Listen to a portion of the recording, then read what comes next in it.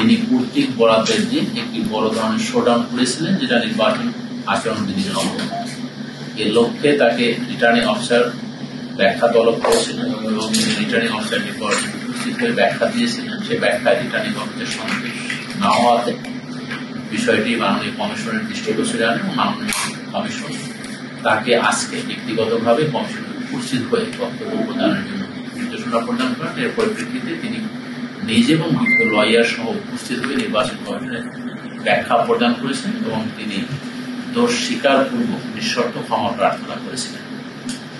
Video footage এবং অন্যান্য report প্রতিবেদন সমস্ত যাচাই বাছাই শেষে নির্বাচন কমিশন সর্বসম্মতক্রমে তার আচরণবিধি লঙ্ঘনের ঘটনাটি একটি বড় ধরনের নির্বাচনী আচরণবিধি লঙ্ঘনের অপরাধ বিবেচনায় নিয়ে তার পদপ্রার্থিতা বাতিল করেছে। আমরা আপিল করি, আমরা মামলার মেরিটের আলোকে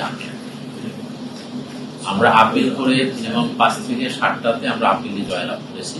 বিষয়টি হচ্ছে যেটা বিধির পরিপন্থী হয়ে যায়, যেমন উপজেলা পরিষদ নির্বাচনে অংশগ্রহণ করতে যাচ্ছে ইউনিয়ন পরিষদের চেয়ারম্যান পদে বহাল থেকে, এরকম 4টি ঘটনাতেই আমরা আপিলে, যেটা আইনের সাথে সাংঘর্ষিক, সংবিধানের সাথে সাংঘর্ষিক, এগুলোতে সাধারণত আমরা উচ্চ আদালতে আপিলের চেম্বার বেঞ্চে অথবা অ্যাপিলিটেশন পূর্ণাঙ্গ বেঞ্চে জয়লাভ করেছি। আর কিছু কিছু যেগুলো আচরণবিধি লঙ্ঘন অথবা ঋণ খেলাপি, এ সমস্ত বিষয়ে হাইকোর্টে রিট করে সাধারণত দেখা যাচ্ছে যে তারা জয়লাভ করছেন। আমরা যখন আবার চেম্বার জজের আদালতে যাচ্ছি, সেখানে কিছুদিন নো অর্ডার হচ্ছে।